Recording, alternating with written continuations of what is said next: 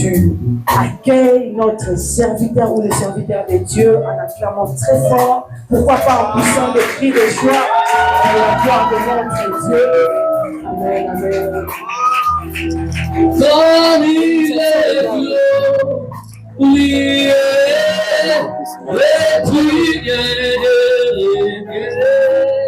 l'agneau. J'aimerais Dieu, avant toute chose, que tu commences d'abord à voir l'amour de Dieu dans ta vie. Ça veut dire que compter parmi les vivants ce soir, c'est une grâce.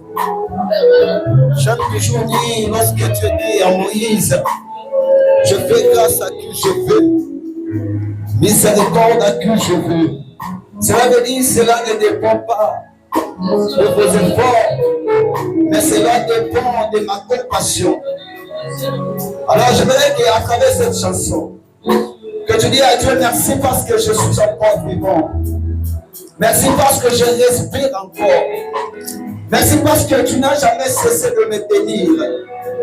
Peu importe le vent, peu importe autre chose qui vient devant moi, Seigneur Dieu, tu ne m'as jamais laissé.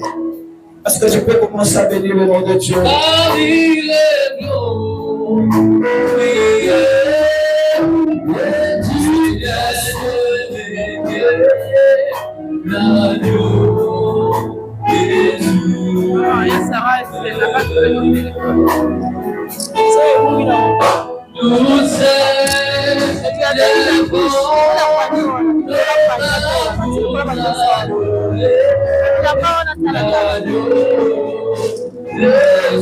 Est-ce que tu peux adorer?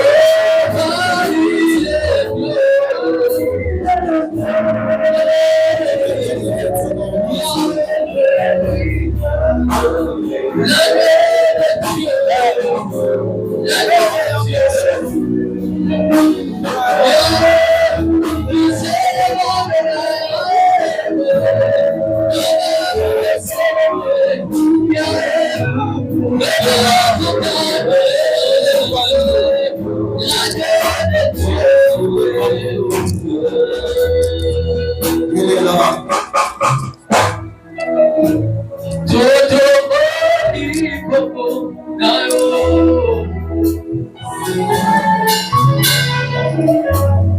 Il est là.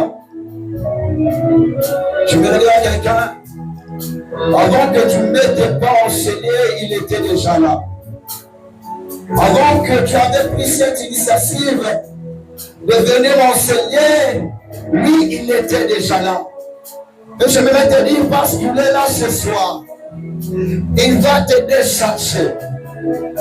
Parce qu'il est là ce soir, peu importe tes problèmes, peu importe la forme de tes soucis, j'aimerais te rassurer ce soir, il y a un Dieu qui est capable de tout résoudre. Et ce soir, il est là pour résoudre tes problèmes. Je veux dire à quelqu'un que tu es venu, ce n'est pas le temps que tu retourneras chez toi. Parce qu'il est prêt pour te bénir ce soir. Éternel Dieu, ce moment, j'aimerais que tu sois celui qui va nous conduire sous ton trône. Et Seigneur Dieu, j'aimerais que nous soyons tous bénis ce soir. Et laisse que ta parole puisse se transformer quelqu'un ce soir. Cela est ma prière. Est-ce qu'on peut acclamer Jésus, acclamer le roi du roi, parce qu'il est Dieu. Alors, tu peux te rasseoir. Pendant quelques temps, j'aimerais un peu honorer le Dieu qui nous a permis tous d'être en sérieux. Comme je dis souvent, d'être dans la présence de Dieu, c'est une grâce. Alléluia. Alléluia. Est-ce que nous sommes là? Alléluia. D'être dans la présence de Dieu, c'est une grâce. Et je bénis Dieu pour cela. Et avant tout, j'aimerais un peu honorer mon Père qui est derrière. Mon Père, au bout de est-ce qu'on peut honorer notre papa qui est parmi nous? Sans lui, je ne pourrais pas être ici devant et prêcher la parole de Dieu. Alléluia. Alors, je vais aussi honorer les serviteurs et les servants de Dieu qui est en ce lieu. Et je bénis aussi ta présence. Dis à ton voisin, ce soir, tu seras béni. Si ton voisin n'est pas prophétique, tu peux changer. Dis à ton voisin, ce soir, tu seras béni. C'est que Jean, depuis notre début de séminaire, les orateurs qui ont passé ici devant, il nous a tous bénis à travers la parole. Et au moment que j'entendais les prédicateurs qui prêchaient la parole, je me suis rendu compte que notre séminaire est basé sur la parole. Et je bénis Dieu parce que ce soir aussi, moi aussi, je t'ai béni à travers la parole de Dieu. Ce que j'ai bien aimé parce que notre séminaire est basé sur la parole. La Bible est claire que toute chose passera. Mais la parole de Dieu ne passera point. Cela veut dire que les maisons passeront. Des maladies passeront. Les voitures passeront.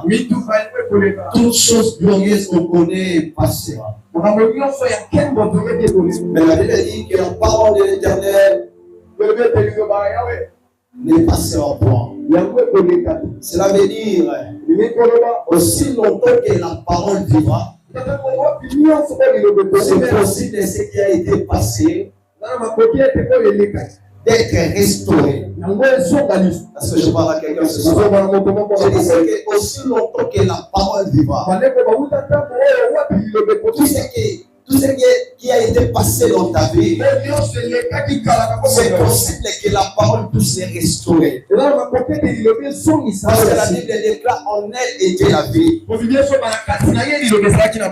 rien de ce qui a été fait n'a été fait sans elle. Même si les voitures, les voyages passent, donc que la parole est vivante, on peut vivre ces choses encore de nouveau. Mais j'aimerais dire à quelqu'un ce soir, tu es dans le bon endroit. Alléluia. Amen. Tu es dans le bon endroit. Vous savez, la Bible est claire, il y avait un petit qui s'appelait en hébreu Bethesda. Ce que j'aime avec cet endroit, c'était l'endroit des rencontres divines. Toute personne qui était souffrante, qui a mené son problème dans cet endroit, la Bible déclare que sa guérison était liée à la rencontre divine. Lorsque l'ange descendait, c'est lui qui s'est jeté en premier. Cet homme pouvait la guérison. Mais il y avait un homme qui était là depuis 38 ans. Il n'a jamais trouvé la guérison. Mais parce qu'il est resté toujours dans cet endroit, un jour, un hiver passé, il s'appelait Jésus. Lorsque Jésus a aperçu cet homme de loin, la Bible dit, sachant que cet homme était malade. Et ensuite, cet homme était guéri à cause des rencontres de Jésus. Mon problème, ce n'est pas parce que l'ange de Jésus descendait. Mon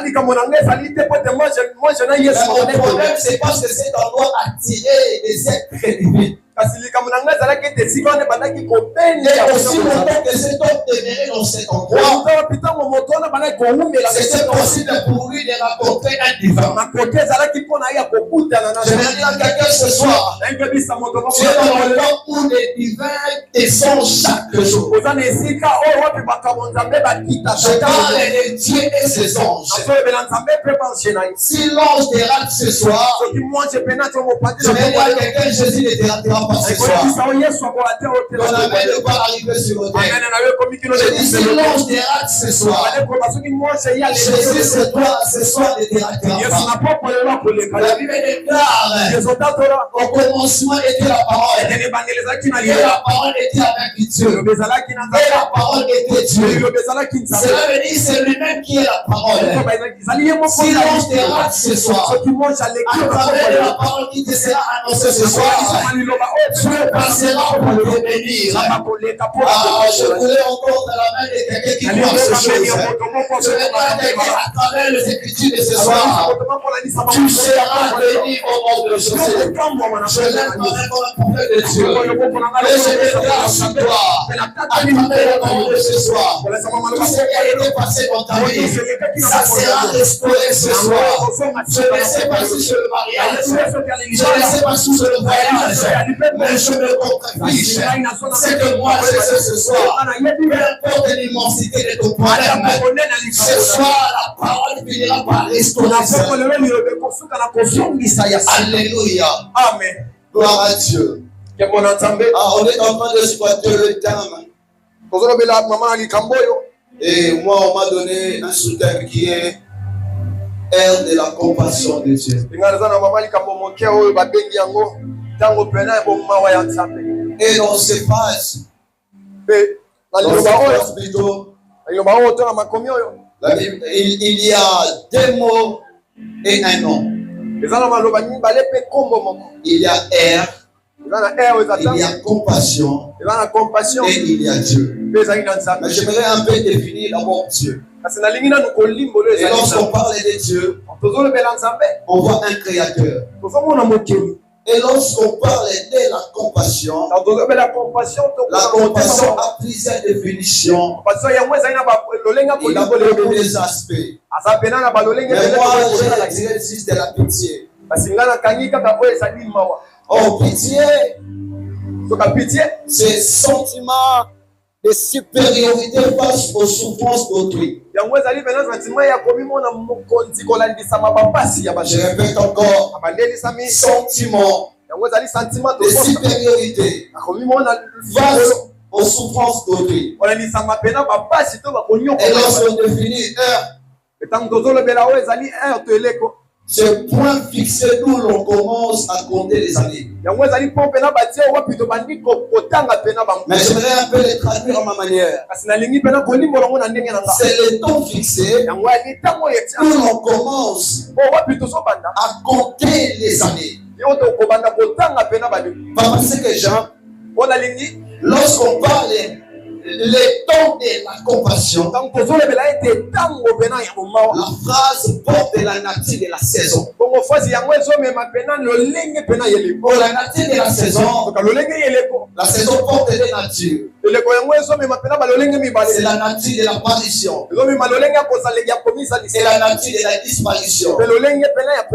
Cela veut dire que lorsqu'on parle de la saison sèche, c'est l'apparition de la saison sèche et la disparition de la saison de pluie. Et lorsqu'on parle de la saison de pluie, c'est l'apparition de la saison de pluie et la disparition de la saison sèche. Mais ici, on parle de la compassion. Aussi longtemps que la compassion restera invisible, la saison dans l'aspect des natures. La nature de l'apparition et la nature de la disparition. Mais lorsque la compassion se manifeste, la saison perd l'équilibre. Alléluia. Lorsque la compassion se manifeste, la nature ou la saison perd l'équilibre. J'aimerais que tu puisses prendre avec moi 1 Samuel. Tu veux te lever, on va lire la parole.